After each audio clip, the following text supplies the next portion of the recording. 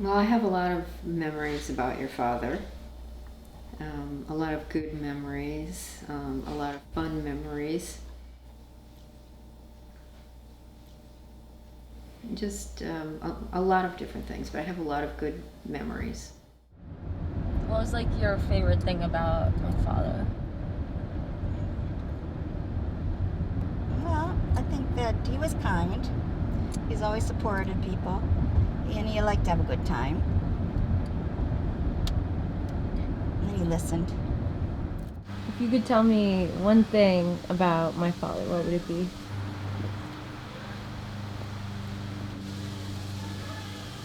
Well, he always had pretty good advice. He was very open. He was always very congenial and friendly, and he was always up to trying different things. So, tell me more. Well, he was fairly active in politics. And I guess we did go to the winery a lot. What else did we do? I don't know if you remember, the upstairs was a playroom in that one room. And I know we were doing that a lot. God, let me see. How did you see him as a person change from when you guys first met to shortly before he died? You want me to talk about his alcoholism? If you want, whatever. I mean, that's sort of the woven thread in there, so, okay.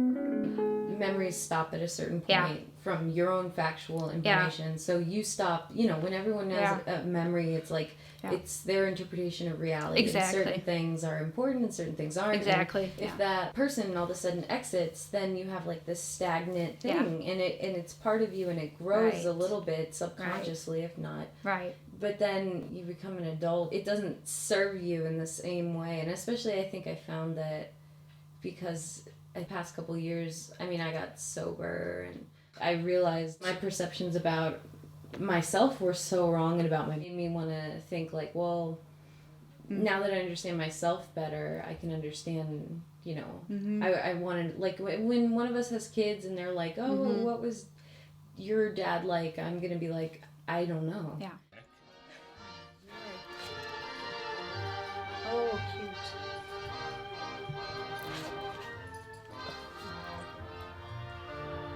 But it was interesting to hear the boys' part of it, and they never talk about what the other one did. They keep secrets all the time. Didn't, and so I'm still hearing stories I never heard about before. So it's quite interesting. I just know that he was the oldest. He had a lot of friends. He was very social, very bright in school. So he's kind of a little golden boy in the family. And then in high school, he started doing his own stuff, hanging out with girls and sneaking out windows, and was a whole different type of personality. Very, he liked to have fun. A lot of fun. Mother had put my bed underneath the windows so that he couldn't go out, quote, get out the window without waking me, and if he woke me, then I'd wake them. But then what he'd do is throw stones at the window, so I'd go down and let him in early in the morning before anybody got up, and then he'd come through the front door. He taught me a trick called walking in backwards. If you come home real late and you still have the clothes on you had the night before, you act like you're leaving. For years, my mother didn't know that Jack and I did that to them, that we would walk out. Oh, just getting home? No, just going. Now what am I going to do? I'm tired. I haven't slept in 24 hours now. I've got to find a place to go hide out till they leave for the day. It was pretty bad. Oh, there's John Boy with his girlfriend.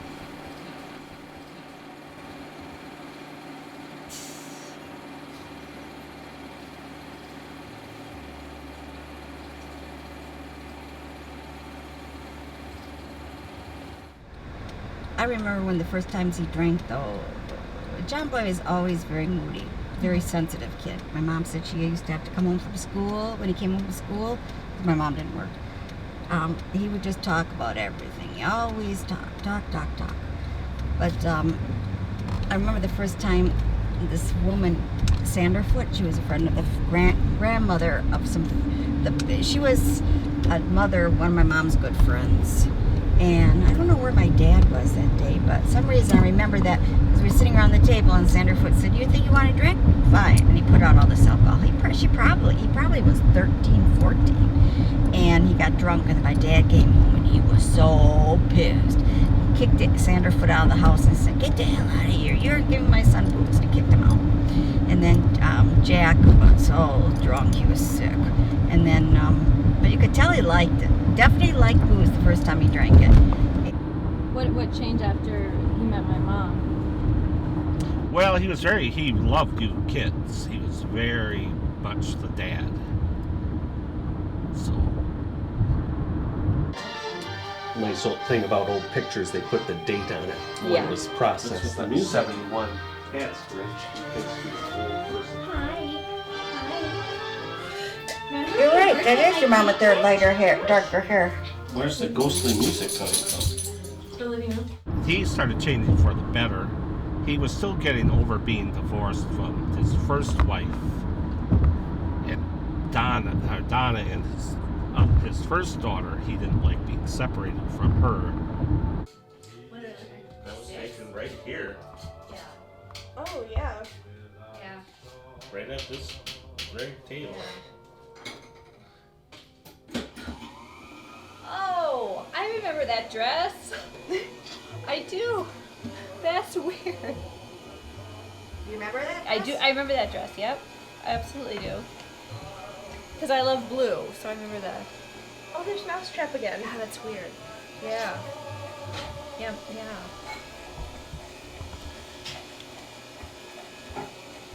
She's number Yeah. one. Yeah. Oh my god. Who's gonna be the taste tester and tell me? Yeah, if so they you more? guys were together a lot for this weird envelope of time. You were here together Yeah. all the time. Yeah. I don't I'm- remember any of this, but yeah. It's really strange actually because the memories that I do have are of when I was really little.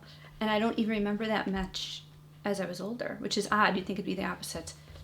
So I just remember, God, I think I was really homesick. And I missed my mom. And I was just really upset. And I was in the bed. And I remember, and I specifically remember him getting into bed with me and reading Bullwinkle. And I don't know how I remember that it was specifically Bullwinkle, but that's what's so weird about, memory. It's just trace memory that you have, and then it comes back.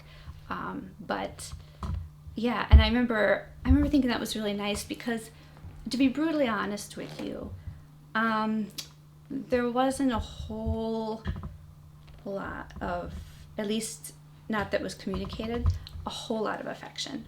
And so it was kind of one of those memories that I do remember a great deal. Jack was kind of a leader of the family. Yeah, he was getting kind of withdrawn in those end years.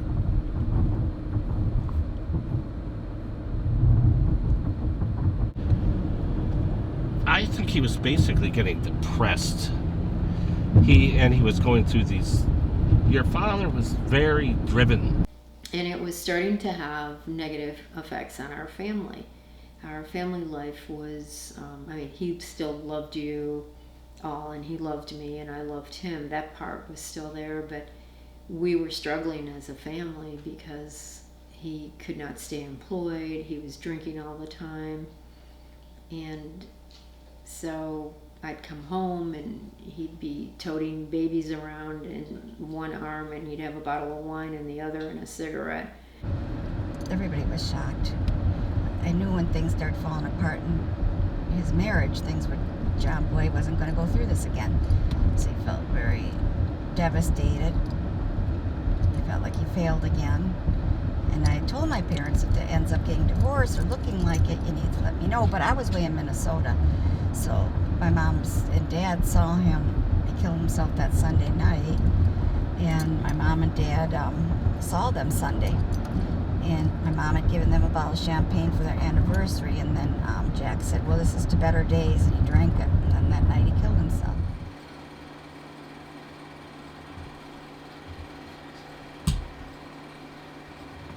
The night that your father died, I was, of course, I was shocked. I was almost emotionless for a while. I really, the police came to the door like at 2 in the morning and told me what had happened. And Bruce came to the door, and I had just gotten home from work, and it told me about your father. So that was in November, I think. And that was just before Thanksgiving.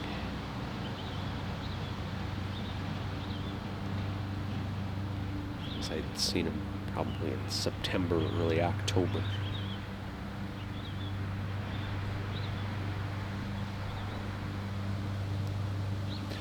How do you think my father's passing changed the family dynamic for you, or just how? Well,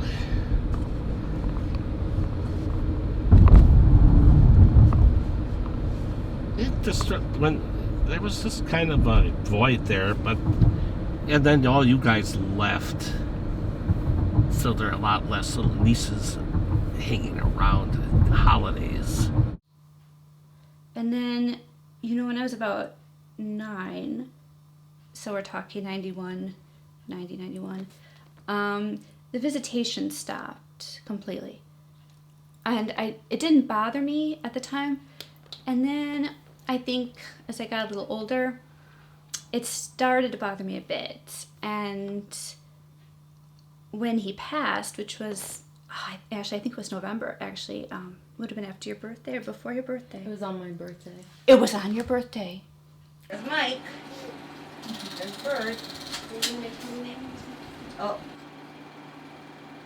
It was? I didn't realize that. Oh my God. Of 91, yeah. Because I just turned 10. Yeah. Mm-hmm. Here. You? I think my Holding it, initial Ashley. goal with this Yeah. project That's was gotta be just to find out more about my father, and I didn't really think too much further than just that. He was just always like a mystery. No. I don't know. I'm starting to wonder if I was looking for some sort of satisfaction, and why and what, and is that something attainable? I'll never know, and I just need to accept that. And I think that's maybe that's like the end of this project.